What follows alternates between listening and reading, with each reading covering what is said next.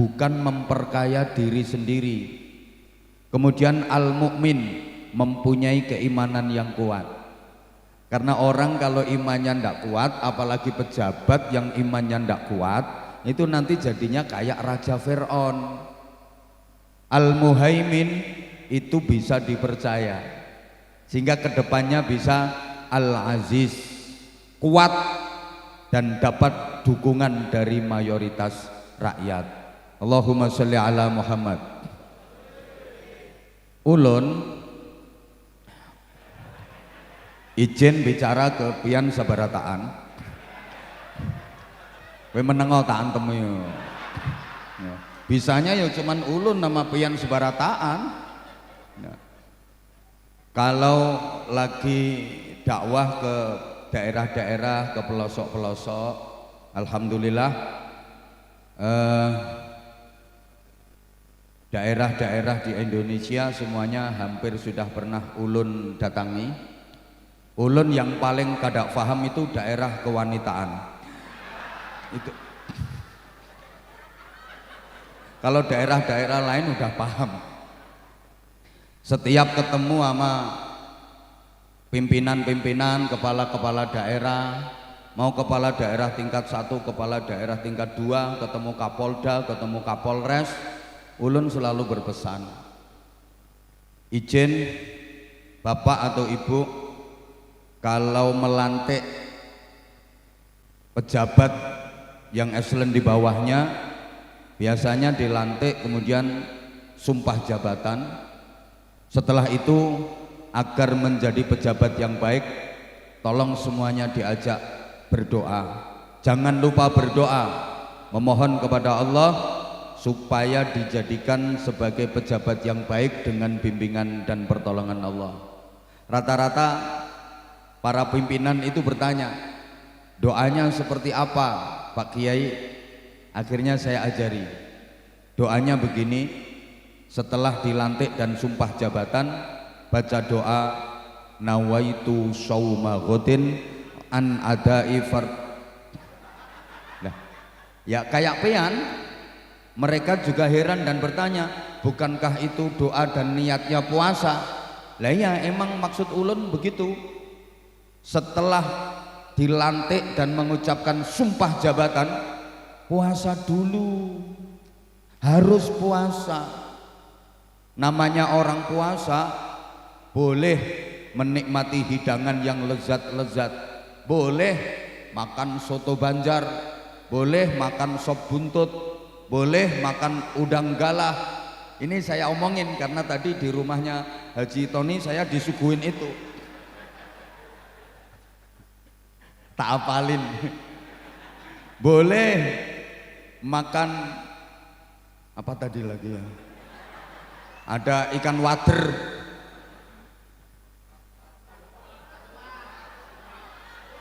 apa kalau sini namanya saluang ya, itu boleh makan babuyu, petik Jawa mesti gue.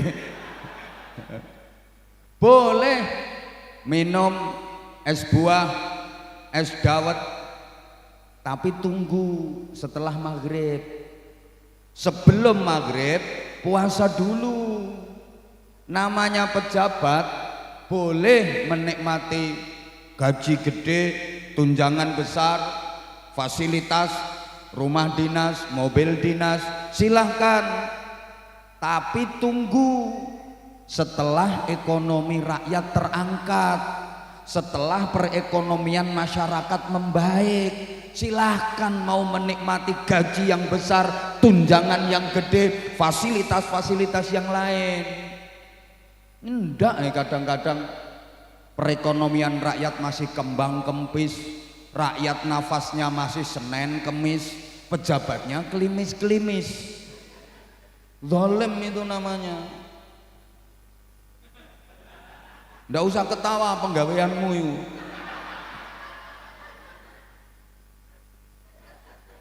Silakan mau narik atensi ke perusahaan mana, atensi ke perusahaan mana, silakan kalau ekonomi udah membaik, kalau rakyat kesejahteraannya udah terangkat, harusnya seperti itu. Mohon izin, ini meneladani Rasulullah dari segi akhlak. Ibu-ibu Bayangkari harus saya sebut di awal, karena setinggi apapun jabatan suami, levelnya pasti di bawah istri.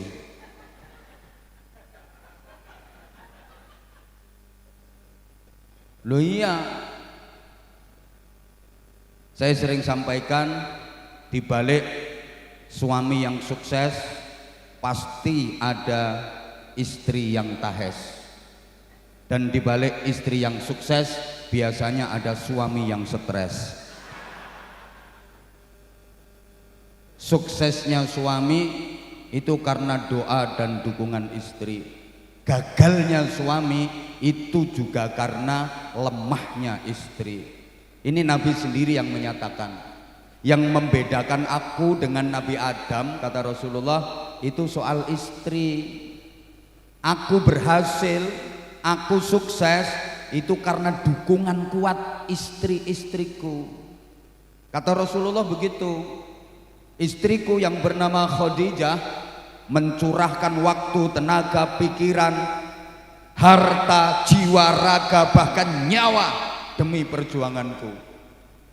Sayyidah Khadijah, istri Rasulullah yang pertama, itu kaya raya, dan seluruh kekayaannya ditasarrufkan untuk membackup perjuangan Rasulullah.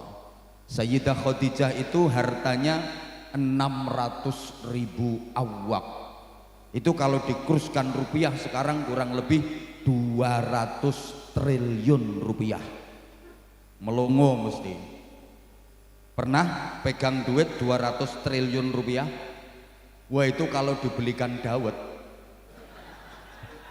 tanah bumbu itu banjir dawet seminggu nggak satu-satu. Duitnya Sayyidah Khadijah yang 600.000 awak semuanya digunakan untuk membackup perjuangan Rasulullah.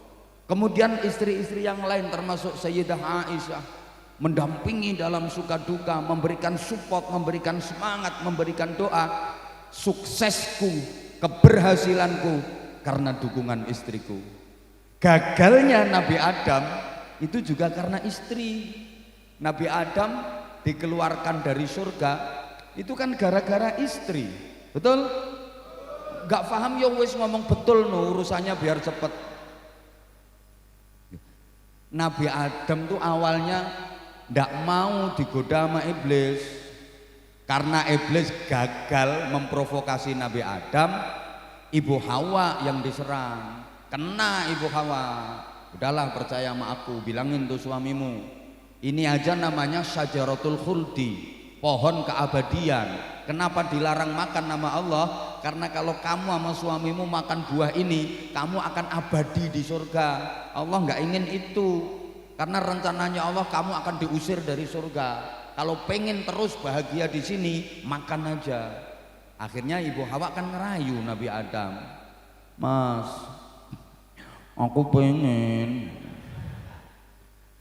apa sayang? Pengen itu. Loh, enggak boleh.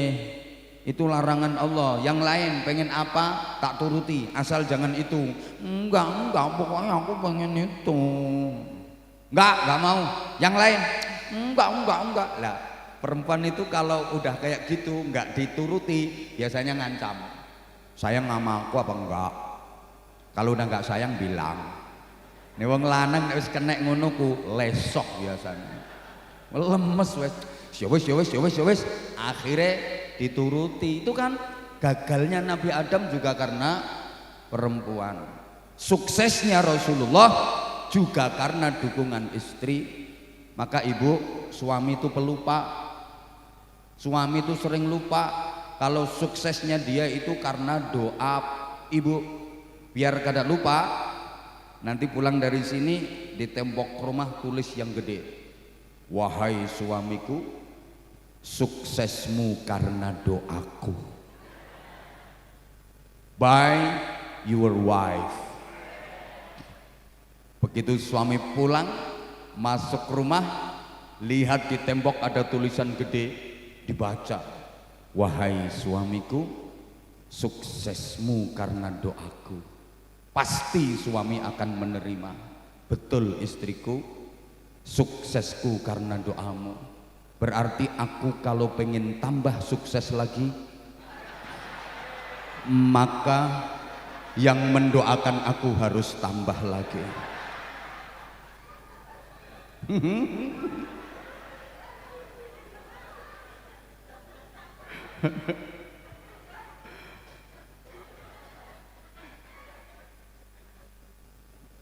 Perempuan, kenapa perempuan kok sakti? Loh, segagah apapun suami, masya Allah, di depan istri itu kayak anak nggak lulus TK. Kapolsek itu udah ajun komisaris polisi.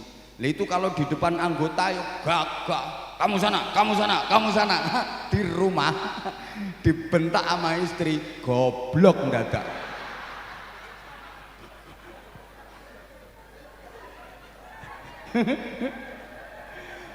Jujur Bapak, jujur.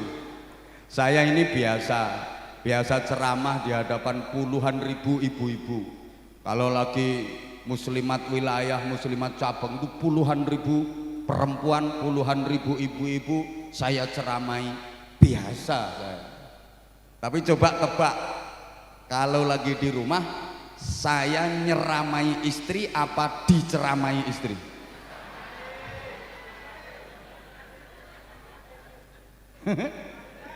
Saya ceramah di hadapan ribuan ibu-ibu biasa, tapi suruh ceramah di depan istri saya seorang diri nggak berani saya. Misalnya dia lagi ngambek, seringkut, seledot, seringkut. Nah sini kamu duduk, dia duduk, plek, langsung saya kasih ceramah. Assalamualaikum warahmatullahi. Saya salam belum selesai, prek tinggal pergi udah. Maka jujur istri saya itu sama sekali nggak kagum dengan ceramah saya. Blas nggak kagum. Biasanya kalau saya lagi di rumah sore habis asar, itu ada tetangga yang suka muter radio pas ceramah saya. Itu kan kenceng banget itu, terdengar dari rumah. Saya lagi duduk, dia lewat di depan saya. Ceramah apa? Ngono kok disenengi wong akeh. Ceramah apa? Saya jawabnya singkat, sing penting laris aku ya.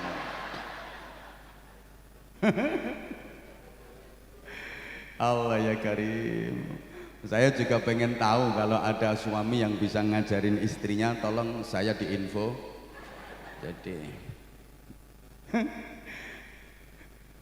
kiai itu kelihatannya pinter kalau di luar. Kalau di rumah ya masya Allah, udah nggak bisa dalil, nggak bisa. Misalnya istri lagi ngomel, istri itu nggak boleh suaranya lebih kenceng, lebih keras daripada suami. Dilaknat seluruh makhluk yang kena sinar matahari.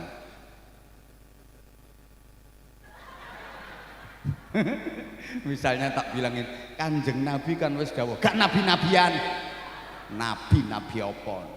Maka sekarang banyak perempuan yang lebih menonjol dibanding laki-laki. Kok ditanya menonjol apanya? Apa yang dimiliki laki-laki perempuan punya. Kalau diadu lebih menang perempuan daripada laki-laki. Laki-laki itu cuman kelihatan tampangnya aja, tampilannya aja, kayaknya gagah kuat. Tapi kalau diadu demi Allah kalah sama perempuan. Coba. Laki-laki mengandalkan ijazah, perempuan zaman ini juga punya ijazah plus wajah 1-0. Laki-laki mengandalkan kelulusan, perempuan zaman ini juga punya kelulusan plus kemulusan 2-0. Mulus kamu geribal. Laki-laki mengandalkan keterampilan, perempuan zaman ini juga punya keterampilan plus penampilan 3-0. Laki-laki zaman ini mengandalkan prestasi, perempuan zaman ini juga punya prestasi plus tubuh yang seksi 4-0. Ayo, laki-laki mengandalkan skill, oke? perempuan zaman ini juga punya skill plus sikil plus pentil 50.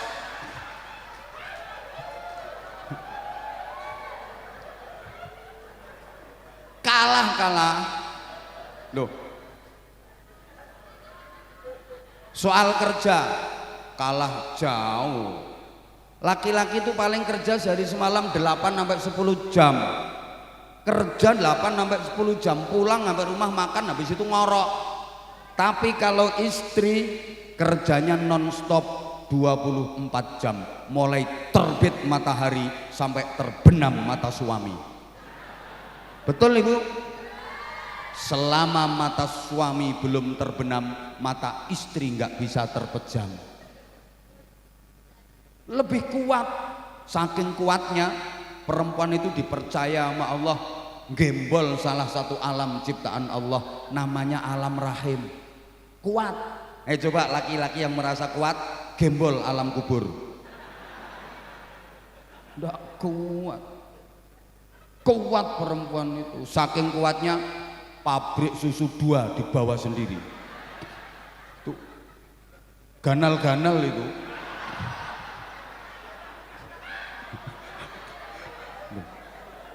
Pabrik susu loro lho disangga dhewe kuat. Lah wong lanang nggawa ndok loro cilik-cilik masih minta bantuan burung. Ndak mampu bawa sendiri. Dan ndak kuat.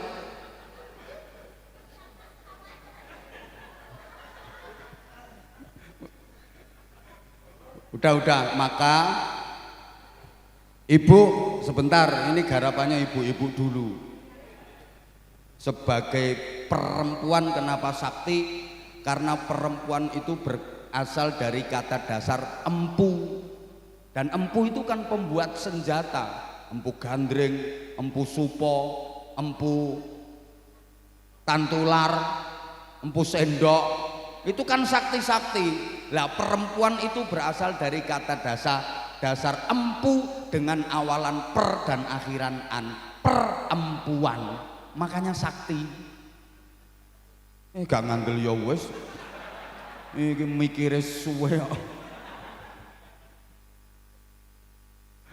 Ya Allah ya Karim.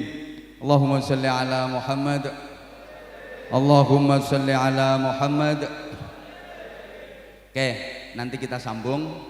Sekarang saya hanya ingin mengingatkan kembali kepada Bapak dan Ibu sekalian tentang 6 harapan asasi hidup manusia agar hidup benar-benar bermakna. Jadi ada 6 harapan asasi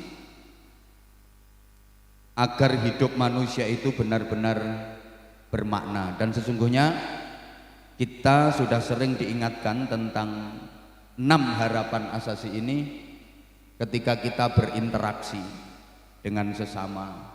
Cuman kita sering nggak menyadari. Apa saja? 1, hidup itu harus selamat. 2, hidup itu harus sehat. 3, hidup itu harus nikmat. 4, hidup itu harus manfaat. 5, hidup itu harus terhormat. Dan yang ke-6, hidup itu harus sukses dunia akhirat. Ini 6 saja yang akan saya uraikan secara sederhana dan singkat-singkat saja karena waktu kita terbatas. Mudah-mudahan selesai dalam 15 menit. Gak melu nyangoni, gak usah cerewet. Ini bosnya Pak Kaji Tony lo meneng. Gak nyangoni cerewet. Udah diem. Pokoknya 6 ini aja yang akan saya sampaikan. Pertama, hidup itu harus Allah ya Karim. Ya aku ngomong itu didengerin. Ini cantik-cantik on. Ibu dengerin kata-kata aku, malah terpesona memandang wajah aku. Dengerin. Coba perhatikan. Pertama, hidup itu harus selamat. yang kedua harus sehat, yang ketiga harus nikmat, yang keempat harus manfaat, kelima harus terhormat, keenam harus sukses dunia akhirat. 6 kata akhirannya at dan masing-masing ada keterkaitannya. Ini nggak gampang, makanya larang. Nggak pengen murah ya bojomu kon ceramah. Murah mahal itu tergantung kualitas. Coba perhatikan, pertama hidup itu harus selamat, kedua harus sehat, ketiga harus nikmat, yang keempat harus manfaat, kelima harus terhormat, dan yang keenam sukses dunia akhirat. Ini sebenarnya ketika kita berinteraksi sosial kita sudah diingetin, cuman kita kurang merhatiin. Pertama, hidup harus selamat. Siapa sih yang ingin celaka? Kada ada.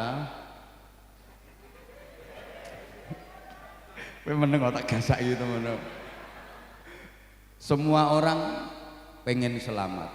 Kapanpun, dimanapun, apapun aktivitas yang kita lakukan, kita pengen selamat. Betul?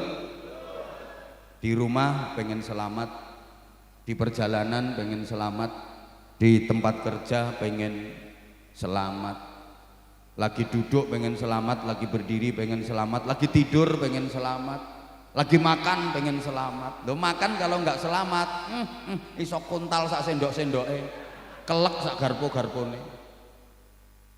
Makanya kalau mau makan doa biar makanannya barokah, biar selamat gitu loh. Ini aneh ini, kalau mau makan yang disuruh doa anaknya, ayo sayang mau makan doa dulu, mau makan doa dulu. Baca anaknya, emang di sekolahan diajari, di tempat ngaji diajarin Bismillahirrahmanirrahim, Allahumma baik jana bima yajaktana wakina adzabannar, amin. Mamae emplak-emplok ae. Ada yang kayak gitu, orangnya sekarang pakai jilbab warna putih pokoknya. Anaknya dipaksa-paksa suruh doa, mamanya nggak pernah doa, laklek kayak. Loh, maaf. Di toilet lagi BAB, kita pengen selamat. Ayo lagi BAB, berjuang, pertentangan, terus nggak selamat, berodoli sak usus-ususnya. Loh, setiap kita pengen selamat toh. Maka kalau kita berjumpa dengan saudara yang seakidah, kita diperintah untuk mengucap dan menjawab salam, yang itu berarti mendoakan keselamatan. Ketemu dengan saudara yang seakidah, ketemu dengan saudara yang seiman, kita diperintah untuk assalamualaikum. Nah, yang pean jawab waalaikumsalam, ganteng oon. Assalamualaikum. Ini artinya apa? Ulun mendoakan pian agar selamat. Pian, isaku me ulun mbek pian tok. Mendoakan ulun agar selamat. Ini karena memang setiap kita pengen selamat, dan ucapan selamat ini menjadi tradisi dan budaya di masyarakat kita. Yang ini bagus banget. Ketemu di waktu pagi, selamat pagi, betul? Ketemu di waktu siang ya selamat, ketemunya waktu sore selamat, ketemunya waktu malam ya selamat. Ini menjadi budaya. Tahun baru aja ada ucapan selamat tahun baru. Ada yang nikah kasih ucapan selamat menempuh hidup baru. Ada yang khitan kasih ucapan selamat menikmati bentuk baru.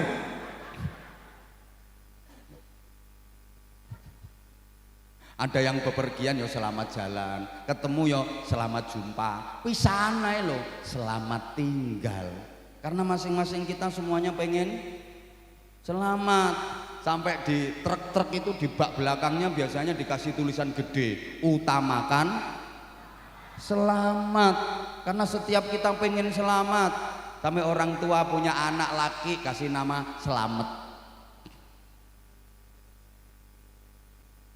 Ada itu. Halo? Ya, kalau Arab ya Salamun, Nur Salim. Kalau perempuan biasanya ya Salma, Salamah, Silmi. Ini kan ungkapan doa agar selamat. Masyarakat kita juga punya budaya selamatan karena tujuannya pengen selamat. Oke, semua orang pengen selamat, tapi ternyata tidak mudah untuk mendapatkan hidup selamat. Banyak anak-anak kita yang dalam bergaulnya tidak selamat. Maaf, yang laki-laki udah mulai kena virus judi online, ngeslot. Ada yang sukanya ke karaoke, ajep ajep ajep ajep ajep ajep ajep ajep, ke night club itu loh, ajep ajep ajep ajep, mulai suka bahkan ada yang udah kena narkoba. Hati-hati, narkoba ini bukan hanya penyimpangan konsumsi makanan, tapi kejahatan yang terstruktur dan terorganisir secara internasional. Saya katakan kejahatan yang terorganisir secara internasional karena ada ketuanya, ada pimpinannya, ada anggotanya, ada dananya, ada sasaran tembaknya, ada targetnya, ada evaluasinya. Bayangkan, pengedar narkoba itu hukumannya sampai pada tingkat hukuman mati, betul? Sama ini polisi kok gak tegas blas, betul? Tapi peredaran narkoba itu kok nggak ada habisnya, padahal hukumannya mati loh kalau ketangkep.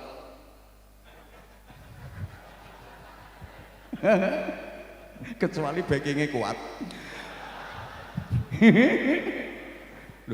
Hukumannya mati, tapi peredarannya kok nggak berhenti-berhenti, ya karena terstruktur dengan baik secara internasional, pengen merusak generasi bangsa. Awas, hati-hati, banyak anak-anak perempuan yang dalam bergaulnya juga tidak selamat, terkena imbas pemilu, perkawinan hamil dahulu. Kalau orang Jawa bilang tengkek biri meteng dikek rabi kari. Ada pejabat yang tidak selamat. Ada apa enggak? Ada apa enggak? Waduh, bahkan di pundaknya udah bintang 2, bintang 3, ndak selamat. Apa maneh pangkatmu sik rengget-rengget.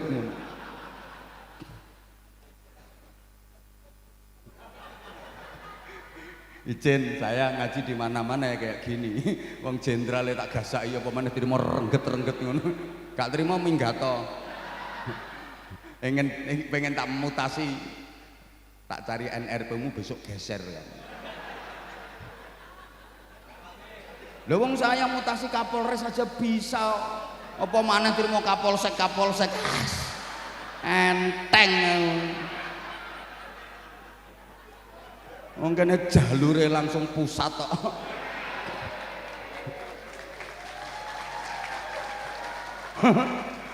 Bolo kabeh.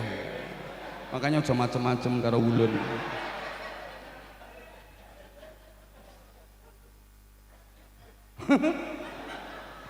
Menengok. Loh, banyak kok pejabat yang nggak selamat.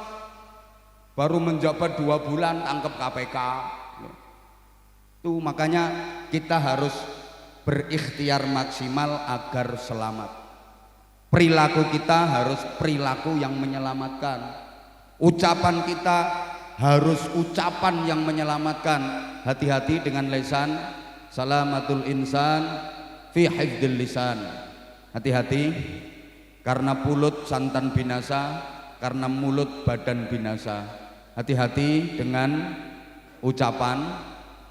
Ucapan kita bisa menentukan keselamatan kita. Orang itu kalau ucapannya baik dapat perlakuan baik, tapi kalau ucapannya buruk dia juga dapat perlakuan buruk. Coba ibu kalau kada percaya, besok pagi diri di tepi jalan, ucapkan yang baik-baik, pasti ibu akan dapat perlakuan baik. Begitu ada orang lewat, ibu nyapa hai, pasti ibu akan dapat balasan hai juga. Ada orang lewat lagi, ibu ucapkan yang baik. Pagi, pasti ibu dapat perlakuan pagi.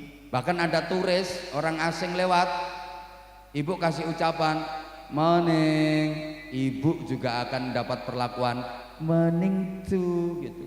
Ada orang lewat, ibu kasih ucapan assalamualaikum. Ada yang lewat lagi, kasih ucapan yang baik assalamualaikum. Ada yang lewat lagi, kasih ucapan yang baik assalamualaikum. Ada yang lewat lagi assalamualaikum. Pasti ibu akan dapat perlakuan waalaikumsalam, waalaikumsalam, waalaikumsalam, waalaikumsalam, waalaikumsalam. Bapak besok diri di tepi jalan, ada orang lewat, bapak ucapkan picek. Ada yang lewat lagi, bapak ngucap double. Ndak sampai 5 menit ndelosor sampean. Yantemi wong. Karena ucapanmu buruk maka dirimu dapat perlakuan buruk. Understand? Dan ucapan dari lesan ini merupakan cerminan hati. Karena lesan ini adalah jendelanya hati. Halo? Yang keluar dari lesan kita itu isi hati kita. Saya sering sampaikan ibarat yang keluar dari mulut teko itu ya apa yang menjadi isinya teko. Teko itu bahasa Inggrisnya the ceret.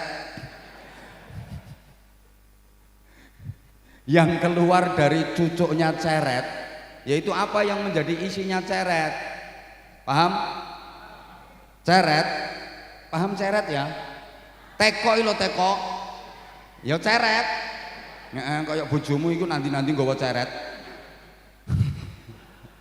Ceret kalau dalam isinya kopi dituangin dari mulutnya yang keluar kopi yang kenceng dong. Ceret kalau dalam isinya jahe dituangin dari mulutnya ya keluar. Ceret kalau dalam isinya susu dituangin dari mulutnya yang keluar susu.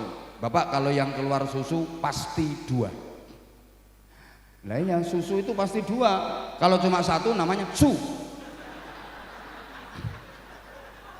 Kalau susu pasti 2, kalau cuma 1 namanya, kalau 2, kalau 3, lah, no.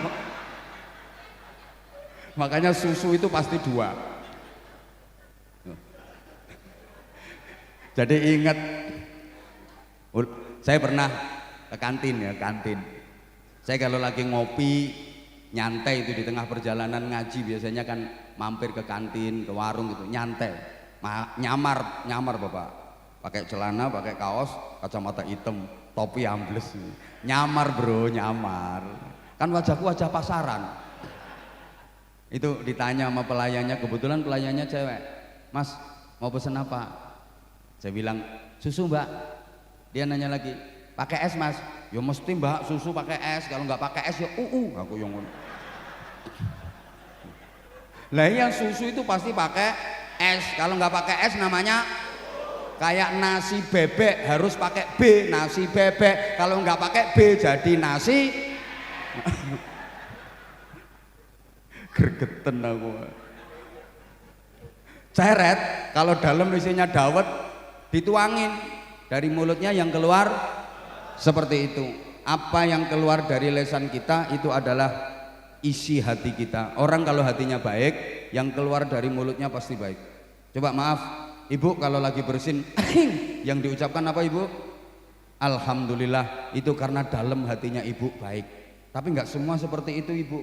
Ada bapak-bapak itu yang bersin, bukannya baca alhamdulillah, yang keluar malah nama-nama makanan. Soto, tahu, es teh. Itu berarti isi hatinya adalah departemen perbadokan.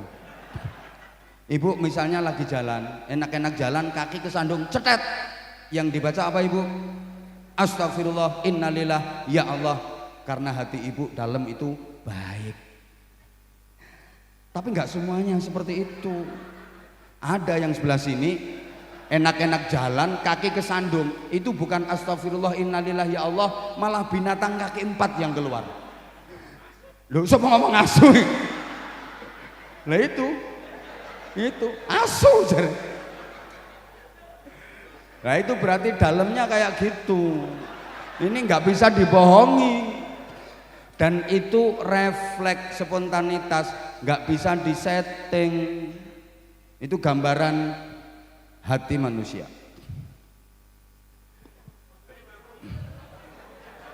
Pertama, Pak Haji Tony izin, ini anggota minta tambahan waktu. Ibarat orang kerja namanya lembur Bapak, jadi harus ada lemburannya ya.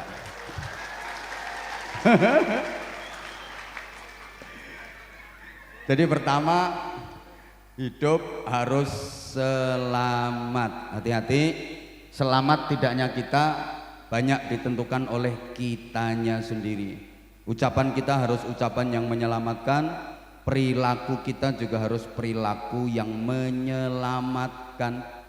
Ada anggota polisi yang karirnya lagi bagus-bagusnya tapi tiba-tiba kena PTDH, pemberhentian tidak dengan hormat. Kenapa? Ya karena perilakunya sendiri yang tidak menyelamatkan dia. Betul? Oh, kemarin di sini juga ada. Orangnya udah minggat. Yo, saya ngikuti Polres manapun itu saya ikuti. Semua anak buah. Kowe gak percaya tak antem tumpeng kok tak antem mingkong kok. Serius ini. Serius. Saya bisa ngerekom. Guyumu lo gak enak di rumah. Kedua, hidup harus sehat. Ini dalam berinteraksi kita udah diingetin. Coba kalau ketemu sama temen, ketemu sama saudara, setelah mengucapkan salam, assalamualaikum, waalaikumsalam, yang ditanya pertama pasti kabar tentang kesehatan. Betul? Itu mesti pertama. Assalamualaikum, waalaikumsalam, gimana kabarnya, sehat? Mesti gitu. Assalamualaikum, waalaikumsalam, kepriwe kabar Rika? Sehat? Mesti gitu. Pripun kabare, sehat? Mesti gitu. Saya belum pernah dengar ada orang ketemu sama teman, ketemu saudara, assalamualaikum, waalaikumsalam, gimana kabarnya? Gering? Nggak ada.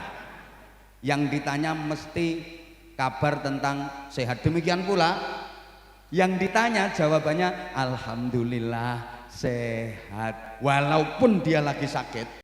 Itu kalau ditanya gimana Bu, sehat? Alhamdulillah sehat, padahal raine tempelan koyok 24. Ngomongnya ya sehat, saking pengennya sehat gitu loh. Masa ada orang ditanya gimana Mbak kabarnya, sehat? Sehat apaan? Habis mencret 8 kali. Ya meskipun habis mencret 8 kali nggak dibilang, nggak diceritain mencretnya, yang dibilang sehatnya. Betul? Ini kenapa? Ini juga doa bahwa setiap kita pengen sehat. Meskipun orang udah tua, gimana kek, nek, gimana kabarnya? Sehat, alhamdulillah nak, sehat. Tapi ya sehatnya orang tua loh. Beda kan sehatnya orang tua sama yang masih muda. Kalau masih muda sehatnya betul-betul prima, luar dalam sehat. Tapi kalau udah tua untuk mempertahankan kesehatan perlu senjata. Coba kalau udah tua, mbah-mbah, kakek nenek itu, maaf, kalau lagi bepergian, dalam tas isinya apa? Minyak angin, minyak kayu putih, fresh care. Lah ngono-ngono iku. Wong kadang-kadang pergi ya bepergian, udah tengah jalan itu loh, balik pak, senjatane kari. Untuk mempertahankan kesehatan udah perlu senjata. Saya beberapa waktu lalu lagi ngaji bareng sama pejabat-pejabat tinggi, belum naik ke mimbar, masih duduk. Kanan kiri saya itu pejabat-pejabat tinggi. Kebetulan saya waktu itu lagi flu, bersin terus. Ditanya mas sebelahnya, Pak Ustadz flu ya? Iya kayaknya. Lu kanan kiri itu langsung ngeluarin minyak angin. Aku mikir pejabat tinggi ini yang nggawa senjata ternyata. Tuh, apalagi ibu-ibu, maaf, kadang-kadang belum bisa tidur kalau malam, nggak bisa tidur sebelum pegang 2 senjata. Tangan kanan botol diisi air hangat untuk tolak angin. Tangan kiri minyak kayu putih untuk tolak suami. Ibu-ibu kadang suka jahat kalau lagi capek, males melayani suami. Suami datang dengan semangat 45 menggelora, ibu lagi males, blonyoan minyak kayu putih sekujur tubuh. Suami langsung balik kanan, kena pembunuh selera tingkat tinggi. Balik kanan, gerak, sambil nyanyi putuslah harapanku. Akhirnya suami masuk kelompok tilawah, bukan tilawatil Quran, artinya tilawah, tidur di lantai bawah. Ibu-ibu itu jahat, yang ngomong baik-baik, jangan gitu caranya. Minyak kayu putih belum manjur, tambah pagoda. Pagoda masih belum ampuh, parutnya berambang. Suami kalau cerdas ya nggak mau kalah, adu kekuatan senjata, ambil parfum disemprot.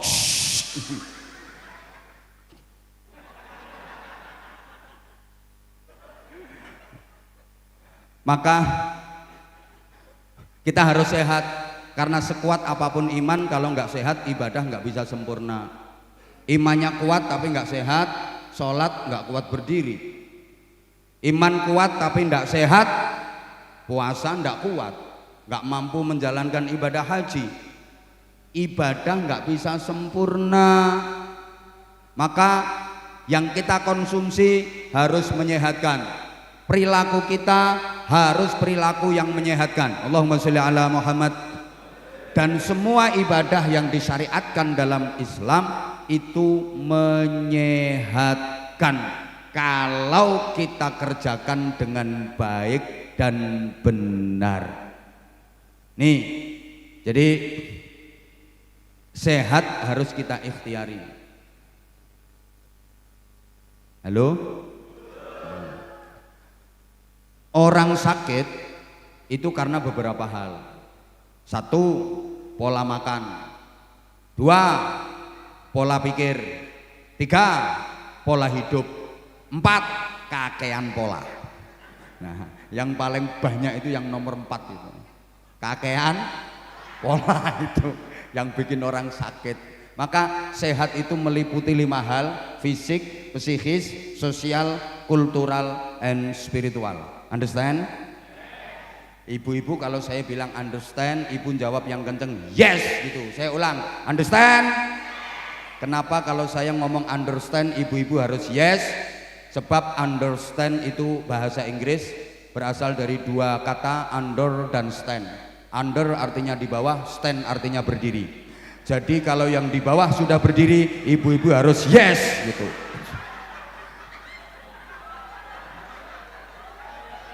Ibu understand?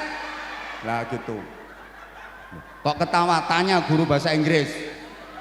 Under itu artinya di bawah, stand artinya berdiri. Jadi kalau yang di bawah sudah berdiri, ibu-ibu harus yes, nggak boleh no.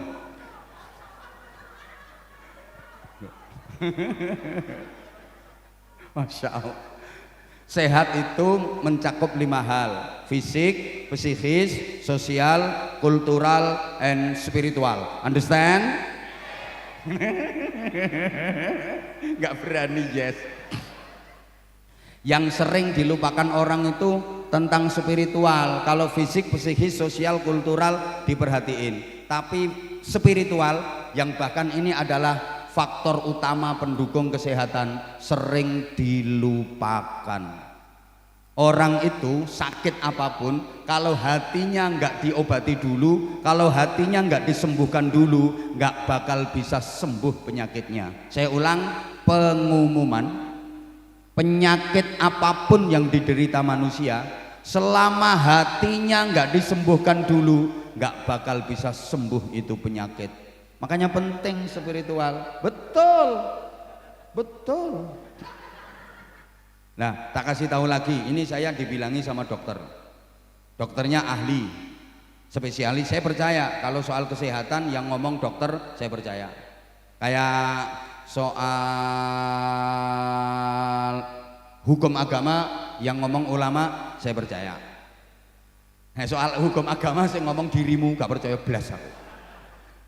Kalau soal Kamtibmas yang bicara polisi, saya percaya. Kayak gitu loh. Ini saya dibilangin nama ahli kesehatan. Penyakit itu karena 3 faktor. 1, gen, genetik, keturunan. 2, karena alergi. Ada alergi luar, ada alergi dalam. Ini faktor makanan. Yang ketiga karena pikiran dan hati. Kemudian diteliti penyakit sebab keturunan itu cuma 10%. Jadi penyakit karena genetik itu hanya 10%, jangan takut berlebihan. Terbukti misalnya orang tuanya ada diindikasi punya penyakit genetik, itu punya anak 5, paling yang kena penyakit cuma 1, yang 4 enggak. Punya anak 10, paling yang kena penyakit itu ada 2, yang 8 enggak, gitu loh. Makanya jangan takut berlebihan. Kadang takut berlebihan, Mbak katanya mau ngambil menantu itu anak, Mbak. Iya, harinya udah jadi. Kalau bisa dibatalin, apa nggak ngerti itu bapaknya kencing manis. Pasti anaknya kencing kecut. Nggak bener itu. Kadang masyarakat kita itu jahat. Kalau ada orang yang disinyalir, diindikasi punya penyakit keturunan, terus dikucilkan. Bayangkan, misalnya yang kena penyakit itu kita atau keluarga kita, terus dikucilkan masyarakat. Kayak apa perasaan kita? Gitu loh mikirnya. Penyakit karena makanan, alergi luar, alergi dalam itu 15%. Maka juga jangan takut berlebihan. Misalnya sakit ini nggak boleh makan ini, nggak boleh makan ini, nggak boleh makan ini. Sebenarnya nggak apa-apa. Yang penting halalan thayyiban. Islam nggak ada larangan, Rasulullah juga nggak pernah melarang. Silahkan. Misalnya asam aurat. Katanya nggak boleh makan udang lah, nggak boleh makan kepiting lah, nggak apa-apa. Yang penting halalan thayyiban dan jangan berlebihan. Jangan berlebihan. Yang bikin sakit itu berlebihan. Jangankan orang sakit, orang sehat aja kalau berlebihan bahaya. 2, setelah makan nggak usah cek, nggak usah periksa. Ngono periksa ya konangan gitu. Nggak apa-apa sebenarnya, yang penting jangan berlebihan, jaga akeh. Nah, penyakit sebab pikiran itu 75%. Jadi banyak orang sakit-sakitan itu bukan karena genetik, bukan karena faktor makanan alergi, tapi karena terlalu banyak pikiran. Halo? Akeh wong gering, gak mergo turunan, gak mergo panganan, tapi mergo pikiran. Orang itu kalau kebanyakan pikiran, hatinya susah. Kalau hatinya susah, sarafnya kaku. Kalau saraf udah kaku, penyakit gampang masuk, terus sakit, terus diem, terus mati. Berasal dari terlalu banyak pikiran. Makanya saya itu gak pernah ngelihat ada orang gila kok batuk, bersin, itu saya gak pernah ngelihat. Sehat-sehat. Padahal kehujanan, kepanasan, dirubung laler. Orang-orang gila sing keleleran di jalan-jalan itu loh, sehat-sehat, batuk enggak, pilek enggak. Kemarin waktu Covid merajalela, orang gila itu 0%. Enggak ada yang kena Covid, sehat-sehat. Kenapa? Ya karena enggak banyak pikiran. Makanya kalau Anda pengen sehat, silahkan.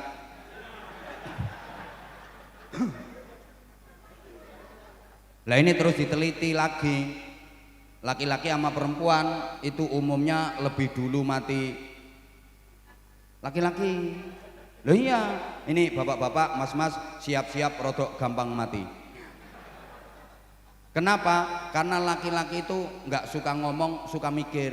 Beda dengan perempuan, nggak suka mikir tapi suka wong wedok ki ngomong ora patek mikir. Makanya sering habis bicara terus loh, ngopo aku ngomong ini? Kenapa aku tadi ngomong kayak gitu? Kenapa aku tadi ngomong kayak gitu? Itu biasa. Mergo wong wedok kuwi seneng ngomong, gak seneng mikir. Nek wong lanang seneng mikir, gak patek seneng ngomong. Lah laki-laki suka lupa kalau kebanyakan mikir itu bikin sakit. Kebanyakan ngomong biasa, ndak apa-apa. Misalnya ya, banyak omong kok bikin sakit, itu guru-guru TK udah sakit semua. Penceramah-penceramah gering-gering kabeh. Ndak apa-apa. Nah, gitu loh. Wong lanang lah mikir. Lewat jalan sama istri, ngelihat ada rumah bagus, terus istrinya ngomong, "Mas, ya, Papa, rumah itu bagus ya Papa ya." Wong lanang mikir, "Tayang." Tapi bisa jawab, "Iya, bagus." Istri nanya lagi, "Rumah bagus itu jatuh dari langit ya Pak ya?" "Ya enggak, bangun." "Yang bangun siapa Pak?" "Tukang." "Papa kok enggak datengin tukang?" "Enggak ada tukang nganggur." Jawabnya ya tas-tas tapi pikirannya ngenes. mikir. Itu perempuan istri gitu, diajak main ke rumah saudara, lihat aja meja kursi bagus, nggak mungkin diem. Pak, kursi ini bagus ya Pak ya? Ya bagus. Ini dapatnya dari mana Pak? Beli. Belinya di mana Pak? Toko mebel. Papa tahu tempatnya? Tahu. Gitu aja kok nggak tahu. Kok nggak beli Pak? Nggak suka modelnya. Jawabnya bisa tapi ngenes. Lah mikir sarapnya kaku. Aku akhirnya menang terus mati. Makanya suami lebih cepat mati daripada istri. Terbukti jumlah duda dengan janda lebih banyak. Sing lanang mati sik ngenes pikiran. Karena sarafnya kaku, kebanyakan mikir. Maka saya kalau ngaji kayak gini ceramah tak bikin happy, tak bikin humor, biar kita sarafnya kendor. Biar nggak kaku saraf, wajib tentengan kaku gampang mati. Pernah suntik ke dokter. Dokter seluruh Indonesia sama. Kalau mau nyontek orang itu pasti sarafnya dibikin kendor dulu. Makanya biasanya diajak ngobrol. Rumahnya mana Bu? Misalnya kayak gitu kan. Tanah Bumbu Pak Dokter. Sambil diisik-isik bokongnya ini. Pakai kapas itu, nyes-nyes itu loh. Tuh nyiut nih bokong. Oh ini masih kaku ini. Diajak ngobrol lagi. Anaknya berapa Ibu? 6 Pak Dokter. Loh kok banyak? Iya. Cus. Berarti dokter mau ngecus itu nunggu pasiennya. Orang kalau ketawa itu sarafnya kendor. Kalau saraf kendor, pantat empuk. Ini dicubles enak. Cus. Obat masuk rata ke sekujur tubuh, sembuh. Lah orang kalau cemberut, betutut, itu sarafnya kaku. Kalau saraf kaku, ini pantate atos. Cublesannya alot. Kadang jarumnya sampai bengkong. Akhirnya dokter pakai tangan dua, keretek cetok. Obat tidak masuk, ya cuma bokongnya tok yang mentol, tidak sembuh. Lah manusia itu sarafnya kaku apa kendor, itu tandanya di pantat. Bokong itu ilmu kedokteran. Makanya titenono, wong wedok lemu kapan guyu bokongnya mesti mau obat mabit. Dibonceng motor iso, lah kocek kabeh. Ya karena itu sarafnya kendor, hati nih seneng gitu loh. Sehat iya ya. Penyakit apa? Lemburannya ada enggak ini Pak Tono? Lah penyakit itu ada dua. Ada penyakit dohir, ada penyakit batin. Ada penyakit jasmani, ada penyakit rohani. Oke, penyakit jasmani itu ya penyakit yang terdeteksi secara medis. Semua penyakit yang bisa dideteksi secara medis itu penyakit dohir, penyakit jasmani, panunen, kadasen, urapen, korengen, cantengen, kutilen, bubulen, korengen, gondongen, cureken, pokoknya en itu. Wes, semua penyakit yang bisa dideteksi secara medis itu penyakit jasmani, penyakit dohir. Halo? Katanya minta dilanjut, kok nggak diperhatiin. Kalau penyakit rohani, penyakit batin itu penyakit akhlak, takabur, sombong, ujub, sum'ah, riya, bakhil, dan sebagainya. Tolong perhatikan, yang bikin orang masuk neraka itu bukan penyakit jasmani tapi penyakit rohani. Nggak ada ceritanya orang dihukum di neraka gara-gara penyakit liver. Nggak ada. Kenapa Ibu kok dihukum di neraka? Gara-gara saya gudiken. Nggak ada. Orang dimasukkan ke neraka itu karena penyakit rohani gitu loh. Mbok paham mbok enggak ngene iki aku susah. Polisi ganteng-ganteng oon. Diajak ngomong kok gak nyaut. Paham apa enggak yang saya omongin? Lah kalau nggak paham ya percuma ya, dari tadi saya ngoceh kayak gini. Paham kan? Ya udah, jadi kalau penyakit jasmani, penyakit dohir, pengobatannya gampang. Kenapa? Yang sakit ngerasa, yang sakit ngerasakan sakit. Kalau dia nggak tahan, mau berobat, gampang sembuhnya. Tapi penyakit rohani, ini yang sakit itu nggak ngerasa kalau dia sakit. Yang kemeng itu tetangganya. Gitu loh. Yang kena imbas dampak sakitnya itu tetangganya. Kalau penyakit zahir, penyakit jasmani, ya yang ngerasa sakit ya yang penyakitan itu. Misalnya ada orang bisulen gede sak terong. Wah ini yang bisulennya aduh temennya ya senyum-senyum. Kok tambah panjang mas? Nanti kalau manen kabarin mas ya. Beda dengan penyakit rohani, penyakit batin. Ini yang sakit dia nggak ngerasa kalau lagi sakit. Tetangganya yang kemeng. Contoh, misalnya di satu kampung ada pencuri, ada maling. Itu yang sakit kan pencurinya, yang sakit kan malingnya. Tapi yang bingung, yang susah, yang sumpek siapa?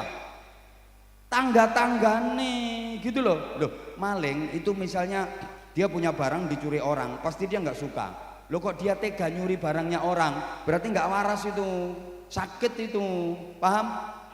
Sakit itu. Ibu maaf, ibu misalnya diomongin sama temen, ada orang lain ngomongin tentang ibu suka apa enggak? Enggak suka, sorry. Ibu pernah ngomongin orang? Oh nggak waras berarti. Emane ayu-ayu gendeng.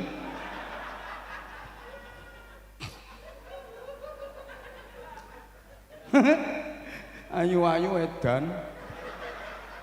Loh, ibu kalau diomongin orang ibu nggak suka, kenapa masih ngomongin orang? Berarti kan nggak waras.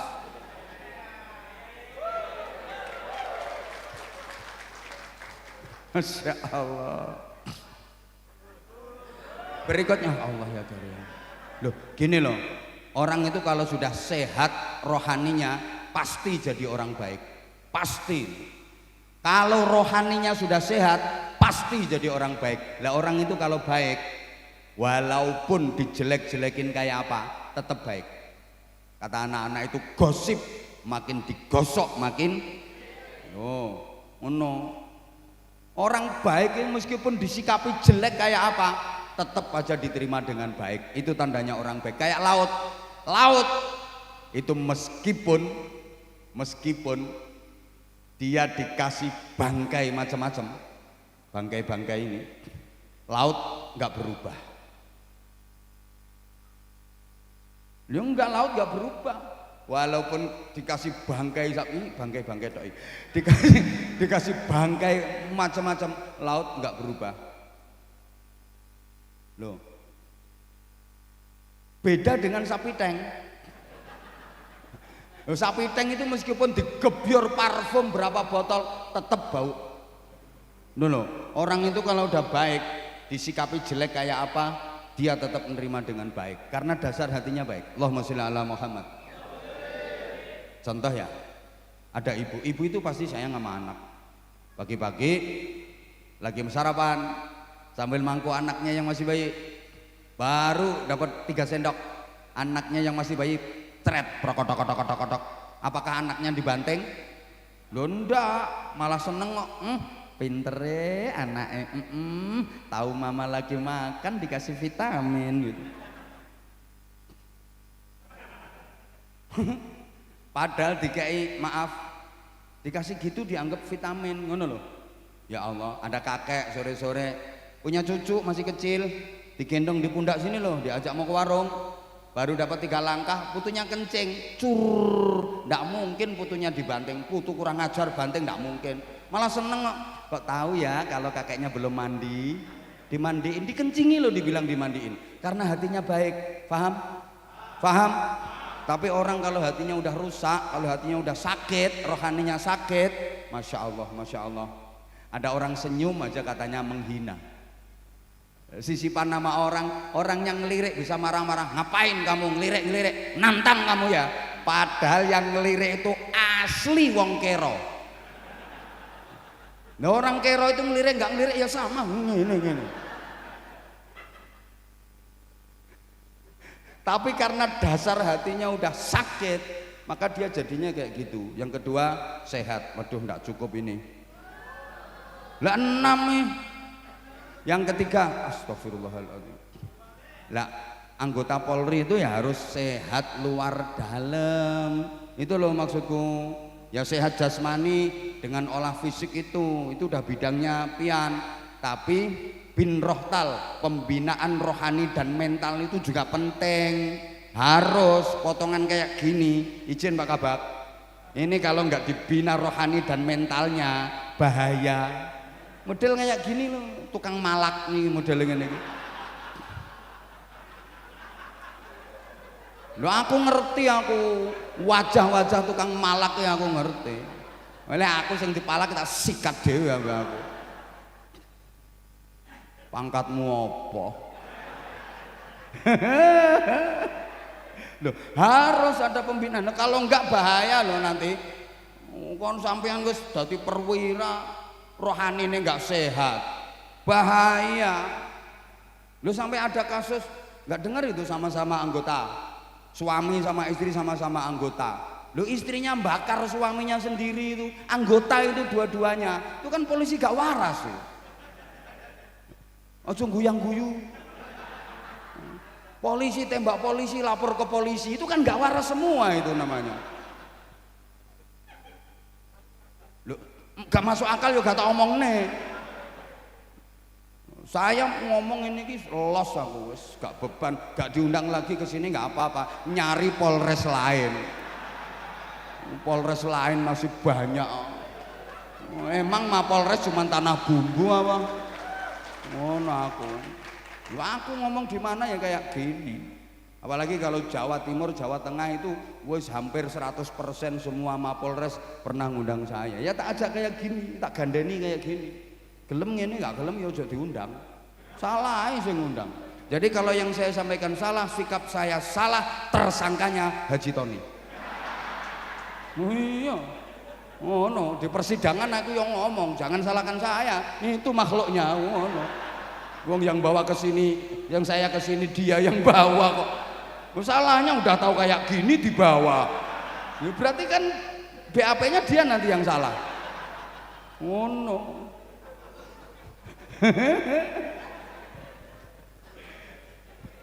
Udah sekarang nomor 3. Loh ini harapannya anggota itu sehat semua gitu loh. Ya sehat jasmani, sehat rohani. Dah. Yang ketiga sekarang hidup itu harus nikmat. Setiap kita pengen nikmat dan sebenarnya ketika berinteraksi kita udah apa ya dikasih pelajaran. Makanya acara kayak gini pasti ada konsumsinya, ada makanannya, ada snacknya. Ini untuk menguji kenikmatan. Saya ngaji itu ya saya baca dari yang sekarang terjadi aja.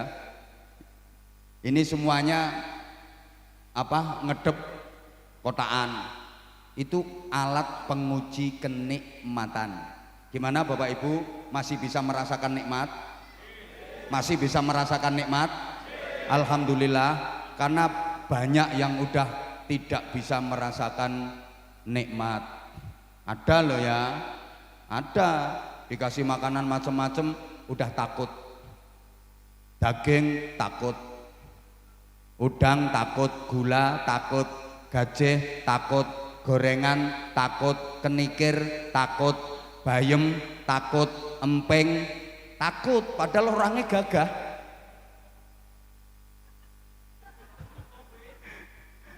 Apalagi kalau maaf udah kena penyakit komplikasi. Dengan semua menu makanan yang digemari nggak berani mengkonsumsi. Dikasih sate dihindari, yang dicari cuma ikan teri, keasinan dikit tensinya tinggi, makan cumi-cumi alergi, kena sambal goreng ati asam urat kambuh lagi, ginjal terserang cuci darah seminggu 2 kali, kasih minum manis minta ganti karena udah punya pabrik gula sendiri, mendekati istri malah dihindari. Meskipun minum obat kuat tetap aja nggak bisa berdiri karena udah disfungsi ereksi. Rencananya naik 3 kali cuman kuat sekali, itu pun memaksakan diri. Lah kalau udah kayak gitu diajak makan prasmanan, kira-kira apa namanya, koleksi apa seleksi? Mau seleksi. Dah ditawari, ini Kak nasinya dikit aja. Sop Kak ya, sop ya, sop kuahnya aja. Ini sate mumpung anget, tusuknya aja. Nah udah kayak gitu, Allah ya Karim. Maka ya Allah, agar kita merasakan nikmat, resepnya ada dua. Satu, ditunda. Dua, dibatasi. Kalau pengen nikmat, satu ditunda, dua dibatasi. Kejenuhan itu akan timbul kalau kita terlalu sering dan berlebih-lebihan. Apa saja kalau terlalu sering dan berlebih-lebihan pasti jenuh, pasti bosen. Bapak Ibu tiap hari makan dengan menu yang enak-enak, menu spesial, pasti jenuh, pasti bosen. Betul? Maka kalau kayak gitu terus menerus pasti nggak nikmat. Kalau pengen nikmat caranya satu, ditunda. Makan minum ditunda, jangan tiap hari. Terutama Senin sama Kamis makan minum ditunda. Caranya gimana? Puasa, namanya puasa Senin Kamis. Kalau nggak kuat boleh dibagi, bapaknya yang Senin, ibunya yang Kamis. Jadi tiap hari Senin bapaknya nyenen, tiap hari Kamis ibunya ngemis.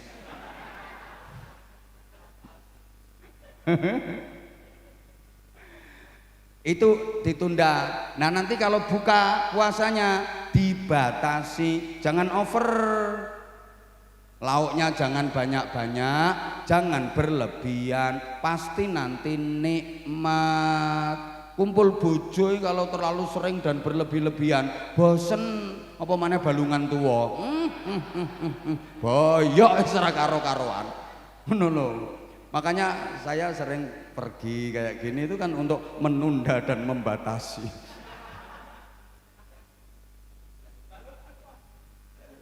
Nah itu loh.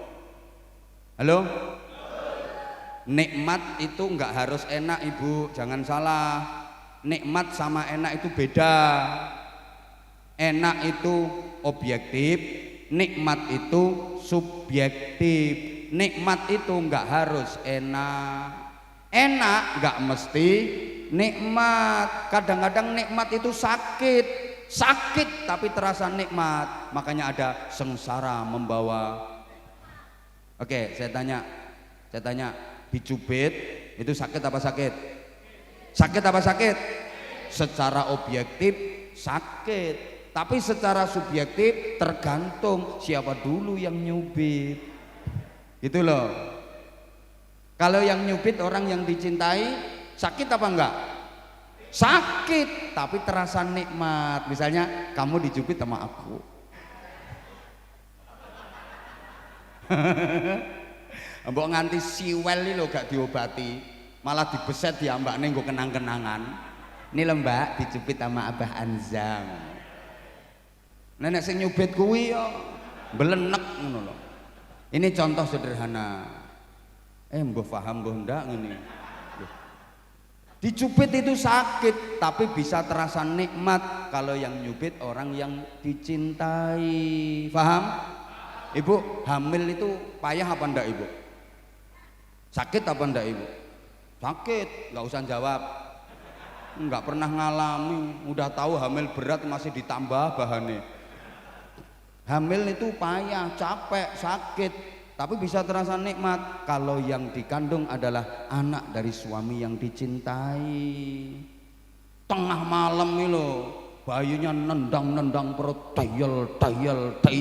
Suami tidur dibangunin, Pah, bangun bentar Pak, ini loh proyeknya Papa Pola ya. Tapi kalau yang dikandung itu anak hasil arisan, gitu loh. Embuh. Kayak bapak-bapak, mas-mas duduk di sini mulai pada asar tadi sampai sekarang. Saya yakin capek, saya yakin payah. Sampai ada yang silo, miring nengen, miring iwo, metungkruk. Yakin saya capek, yakin payah, yakin capek, yakin payah, yakin capek. Iku salian ping piro ae. Iku lho. Roselan nih lho salian ping piro. Inspektur 1 Roselan. Alian ping piro wis anu. Sing metungkruk ngene. Sing silo, miring nengen, miring iwo. Yakin capek, payah. Loh, tapi nikmat. Kenapa? Ketemu sama idola. Itu menengok kayak pangkatmu lagi ngene.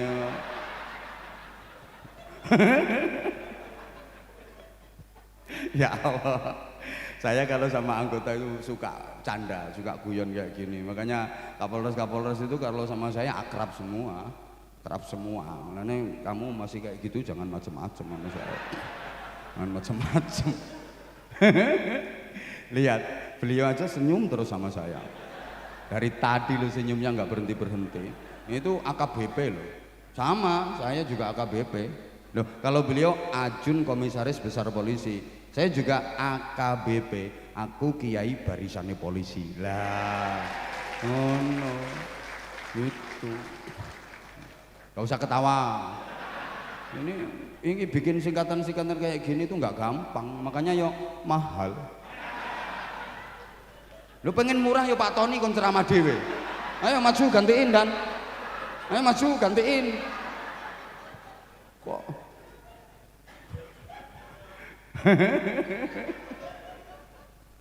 Masya Allah. Loh, nikmat itu kadang-kadang ada pada rasa sakit. Sakit tapi nikmat. Ada seorang laki-laki, dia sakit lumayan parah sampai opnam di rumah sakit berhari-hari. Tapi dia merasa nikmat. Begitu udah sembuh diajak pulang sama keluarganya, dia nggak mau. Diajak pulang nggak mau, padahal udah sembuh. Kenapa? Dia lebih merasa nikmat di rumah sakit karena dia lagi jatuh cinta sama perawatnya. Mau dibilangin kok. Kadang sakit tapi terasa nikmat. Dikasih sakit jadi deket sama Allah. Banyak berdoa, banyak berzikir. Tadinya kalau sehat, omongannya itu kotor, jelek, kadang-kadang. Begitu sakit langsung, ya Allah, ya Allah, astagfirullah, subhanallah, subhanallah, subhanallah, subhanallah. Dia merasa nikmat banyak berzikir, padahal ketika sehat, omongannya itu loh. Jadi kadang-kadang sakit itu nikmat. Maaf, makan di restoran mewah lebih enak daripada makan di tengah sawah. Tapi boleh jadi lebih nikmat makan di tengah sawah. Betul? Betul loh, potonganmu gak tahu no restoran mewah.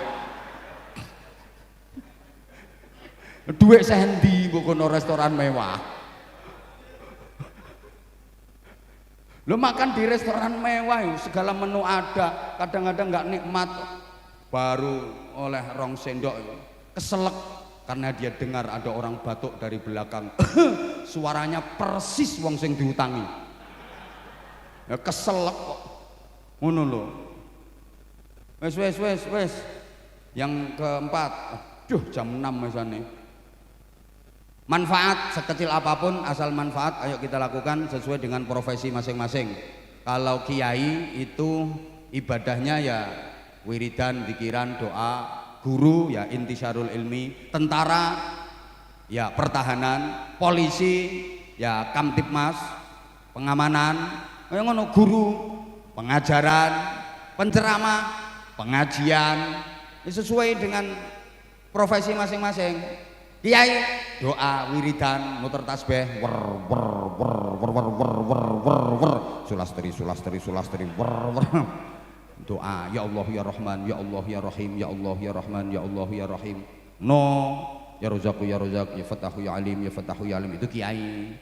Ya Allah ya Hadi ya Alimu ya Khabir ya Mubin. Lama-lama ya dana.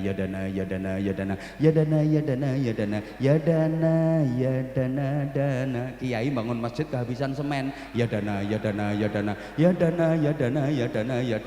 Dana nggak keluar, dana nggak turun. Ya nasib. Kalau orang kaya ibadahnya apa? Nyumbang banyak duit. Bukan doa, salah pasang itu. Orang kaya kok doa, itu nggak mandi, malah ngerusak hadis. Yang ngerusak hadis. Ulun pernah di pesantren didatengin orang kaya. Saya tahu kalau dia kaya dari mobilnya. Harganya udah di atas 5M, mesti orang kaya. Dan itu bukan rentalan. Orang kaya bener, tak ajak keliling, pas kebetulan lagi bangun pesantren, gedung tahfidzul Quran. Ya tahu lagi bangun, Pak Kiai lagi bangun. Ya insya Allah ini untuk asrama tahfidzul Quran. Ya saya doakan mudah-mudahan cepat jadi bangunannya. Langsung tak omongi, aku gak butuh dongamu. Dipikir dia tak ajak keliling jalan-jalan, tak mintai doa apa? Orang kaya doa itu merusak hadis. Loh, hadisnya itu qiwamud dunya bi arba'ati asya. Satu, bi ilmil ulama, ulama berjuang dengan ilmunya. Dua, bi adlil umara, pemimpin pejabat berjuang dengan keadilannya, kebijakan. Tiga, bis sakhawatil aghniya, orang kaya dengan kedermawanannya, berjuangnya, ibadahnya orang kaya. Nyumbang gak ndonga ngerusak hadis. Yang doa sing melarat-melarat ngono kuwi itu bagian donga. Orang kaya kok ndonga, tak bilangin, ndak, aku gak perlu dongamu. Ngerusak hadis kamu. Kalau orang kaya itu ibadahnya nyumbang. Itu loh, dengerin Pak Tony.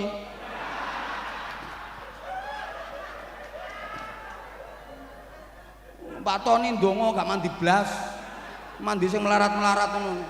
Lah makanya Pak Tony suka bantu yang miskin-miskin, itu nanti yang miskin dibantu kan otomatis doa. Lah itu kecipratan dongane wong melarat. Ngono carane. Makanya kiai-kiai itu politike, kiai yang kaya itu suka nampung santri-santri miskin terus digratiskan. Karena kiai itu sadar dia kaya, doanya nggak mujarab, doanya nggak mustajabah. Makanya nampung santri-santri yang miskin, itu yang dongane mandi-mandi, nah kiai kesetrum dongane santri yang melarat-melarat. Politik itu aslinya. Loh, dibilangi, lah kalau kamu banyak hutang, ibadahnya apa? Kerja keras, nyari duit. Jangan salah, hutang banyak pengen lunas ke masjid. Sewaktu-waktu di masjid terus, lunas enggak hutangnya? Lunas apa enggak? Lunas nek nyolongi kotak amal. Oh no. Ya jangan salah gitu loh. Jadi ibadah sesuai profesi, izin kayak Kapolsek, ibadahnya ya Kamtipmas, wilayah hukum, wilayah hukumnya kondusif, aman, terkendali, itu ibadah yang paling berpahala. Misalnya Pak Tony tiap hari menginstruksikan kepada anggota wajib puasa tiap hari. Ini malah anggota Polsek mana Pak Tony? Hah? Simpang 4 lemes semua. Lo poso kabeh, ada orang lapor dan motor saya hilang, udah urusin sendiri, seluruh anggota lemes. Ya nggak keterima puasanya. Lah Kapolsek seanggotanya lemes kabeh. Ini malah puasane Kapolsek seanggota ndak diterima sama Allah. Ngono, mulane Kapolsek ndak puasa ndak apa-apa. Mau kesenengan wis males poso diomongin ngene. Yang penting wilayah hukumnya kondusif. Itu ibadahnya jangan salah. Kapolres turun tahajud tiap malam, wiridan tahajud. Lah akhirnya Mapolres Tanah Bumbu kene iki ya kacau semrawut tuh. Enggak ada apel, enggak ada apa. Lah mana Kapolresnya? Karipan.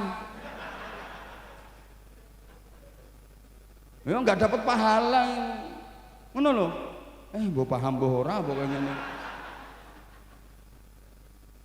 Yang kelima, hidup harus terhormat.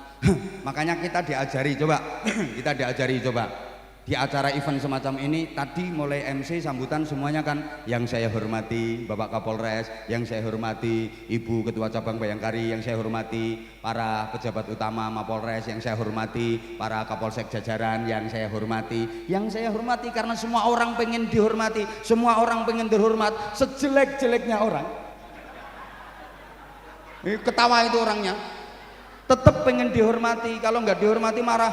Maka izin saya kalau ngaji di lapas, ngasih pembinaan ke lembaga pemasyarakatan, itu yang saya hadapikan para penjahat, yang saya hadapikan mereka narapidana. Betapapun saya harus menghormati mereka. Saya kalau ngomong hati-hati, bapak-bapak, ibu-ibu, saudara-saudara sekalian yang saya hormati, karena mereka juga pengen terhormat kok, walaupun jalannya masih salah.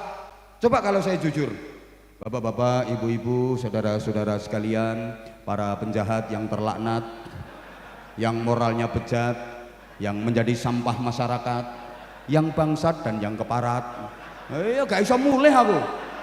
Bisa dilempar sandal, diantem watu, diantem kursi. Saya tetap yang saya hormati, mereka juga pengen dihormati kok. Halo? Bahkan ketika saya ngasih pembinaan di lokalisasi, itu yang saya hadapi PSK, perempuan suka konoan. Itu pelacur. Disumpeli alat mancur itu. Biasa disebut WTS, wadah titip senjata. Walaupun yang saya hadapi perempuan-perempuan nakal, saya ngomongnya ibu-ibu dan mbak-mbak sekalian yang saya hormati. Coba kalau saya ngomong ibu-ibu dan mbak-mbak sekalian, para lonte-lonte, juga para begenggek-begenggek yang sudah nyenyek, sudah lecek, ya, dicamah aku diumpah-umpah. Ya kalau cuma dicamah diumpah-umpah, kalau ditawari, ayo. Ayo Pak Ustadz, untuk Pak Ustadz diskon 50% ya. Kayak kacau. Siapa ngomong mangkat? Oh ketara langganan yo. Apa Sunardi? Oh Sumardi. Asli ketularan Roselan. Kok iso mangkat iki lho. Ya, semua orang pengen terhormat gitu loh. Maka ucapan kita, sikap kita, perilaku kita harus mengantarkan kita terhormat bukan hanya di dunia tapi terhormat pula di akhirat. Sehingga yang keenam, hidup harus sukses dunia akhirat. Ini terungkap dalam doa sapu jagat, Rabbana atina fid dunya hasanah wa fil akhirati hasanah wa qina adzabannar. Kalau hanya sukses di dunia rugi, karena di dunia itu enggak lama, temporer. Sukses yang sesungguhnya adalah kesuksesan di akhirat. Insya Allah meneladani Rasulullah untuk menggapai sukses di akhirat akan saya sampaikan pada serial berikutnya. Bulung burung cendrawasih hinggap di kayu. Terima kasih, thank you.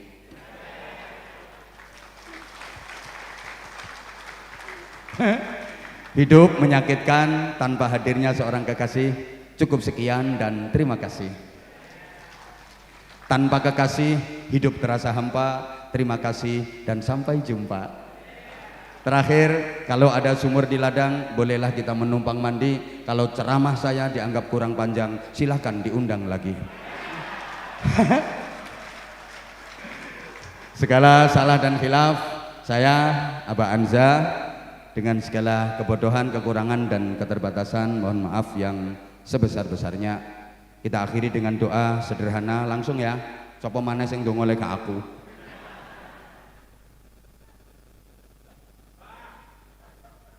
Roslan kon ndonga ya gak pantes. Ya aku wae Pak Roslan. Malah salah kabeh engko ndongane. Ngono lho, engko donga arwah sing diwaca malahan. Itu lho Pak Roslan, izin Pak Roslan, Pak Sumardi. Paling akrab saya karo Pak Ruslan. Menengo liyane menengo. Oh. Kok tahu? Ngono kene ana tulisane nama kok enggak tahu lho. Dah wes pokoknya ini yang saya sampaikan.